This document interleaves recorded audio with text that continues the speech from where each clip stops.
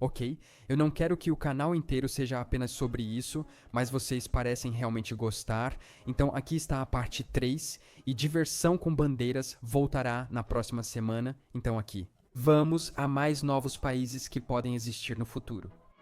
Começando na Ásia com uma região que tem sido muito falada ultimamente. Hong Kong recentemente tem havido muitos protestos pela população em Hong Kong contra o governo local. Não vou entrar nos motivos, você pode pesquisar. Além disso, levaria muito tempo para explicar completamente aqui. No entanto, o descontentamento da população fez com que algumas pessoas mencionassem a ideia da região se tornar independente da China.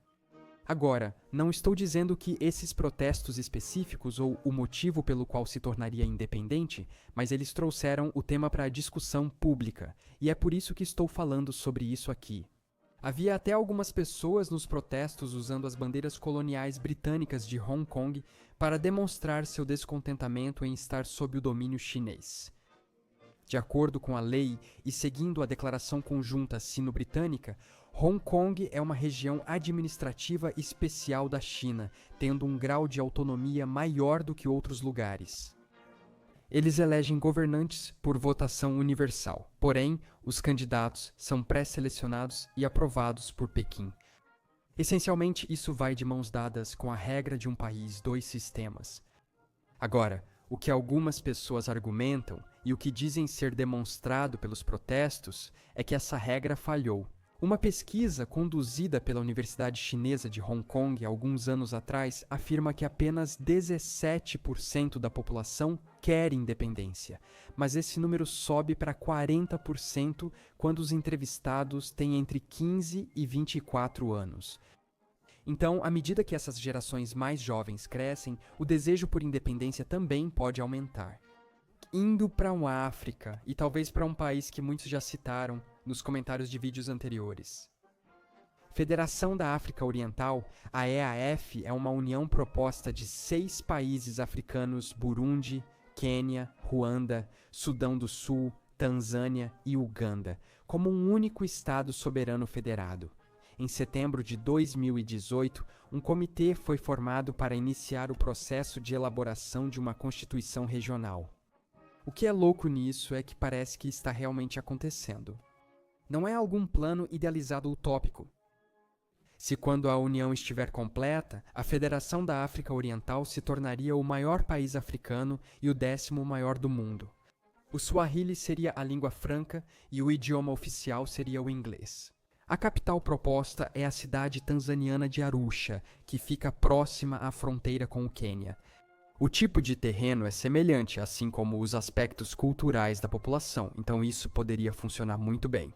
Em seguida, temos o país que é mais provável de existir desta lista, porque na verdade está prestes a realizar um referendo de independência. Bougainville. Bougainville é a principal ilha da região autônoma de Bougainville, da Papua Nova Guiné. Em 2001, ocorreu o Acordo de Paz de Bougainville entre a Papua Nova Guiné e o governo autônomo da região. Nele, foi declarado que um referendo de independência deve ser realizado antes do ano 2020. E assim, neste ano, em outubro de 2019, isso acontecerá. No entanto, o voto não é legalmente vinculativo e o governo da Papua Nova Guiné tem a palavra final sobre o que acontece. Mas as duas opções no referendo são maior autonomia ou independência. Então, a única garantia é que as coisas não vão permanecer as mesmas. A ilha Bougainville é a maior do arquipélago das Ilhas Salomão, formando parte do subconjunto das Ilhas Salomão do Norte, que é politicamente separado do país soberano também chamado Ilhas Salomão. Então, se eles conseguirem independência, quem sabe eles possam eventualmente se unir ao resto do seu arquipélago. Outro lugar que tem recebido cada vez mais autonomia e que parece estar no caminho para a total independência é a Groenlândia. A Groenlândia foi colonizada pela Dinamarca e os dinamarqueses povoaram a região, mas já havia nativos locais na área. Em 1953, Uma nova constituição dinamarquesa incorporou a Groenlândia à Dinamarca, e ela foi reconhecida como uma província dinamarquesa. Em 1979, a Groenlândia recebeu autonomia pelo governo dinamarquês, mas a Dinamarca continuou no controle de uma série de áreas-chave, incluindo relações exteriores, defesa, moeda e o sistema jurídico. Em 2008, os cidadãos da Groenlândia aprovaram o referendo de autogoverno da Groenlândia com um voto de 75% a favor de maior autonomia.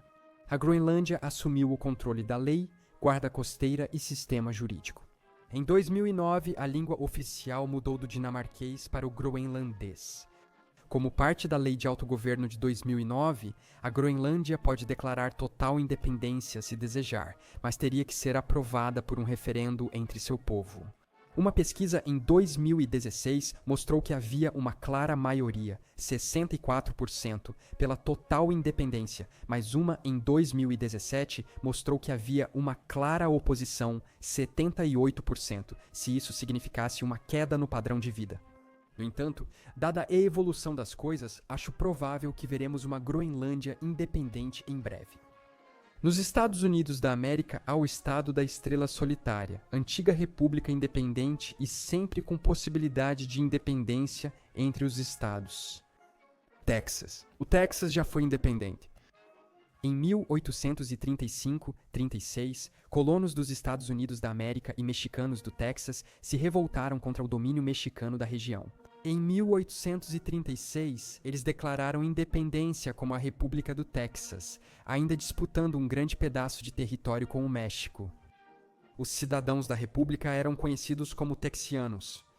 A República do Texas foi anexada pelos Estados Unidos da América em 29 de dezembro de 1845 e tornou-se o 28º estado da União. Quase 20 anos depois, eles votaram pela separação em 1861, no início da Guerra Civil Americana. Curiosamente, foram o último estado do Sul a se separar, e muitos ainda queriam permanecer na União. Alguns queriam aproveitar a oportunidade para restaurar sua independência, mas decidiram se juntar à Confederação. Então, a independência não foi alcançada. Após a Guerra Civil, as conversas sobre secessão diminuíram, mas parece que o desejo de independência ainda estava enraizado em algumas partes do Texas. Mesmo recentemente, em 2012, o governador do Texas, na época, mencionou a possibilidade de secessão da União, enquanto seus apoiadores na multidão gritavam secessão.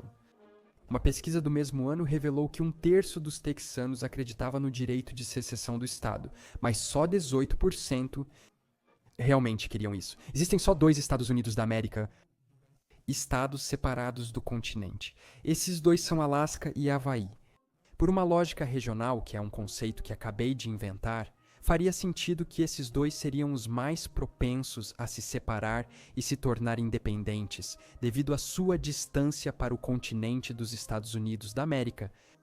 Vamos começar pelo Alasca. O Alasca virou território dos Estados Unidos da América em 1867, após ser comprado do Império Russo. Eventos no século XX, como a Segunda Guerra Mundial e a Guerra Fria, levaram à decisão de adicionar o Alasca como um estado à União Americana, tornando-se um apenas em 1959. Há muitos argumentos e discussões sobre o status legal do Alasca e do Havaí e como esse status legal pode torná-los um pouco diferentes dos outros estados da União.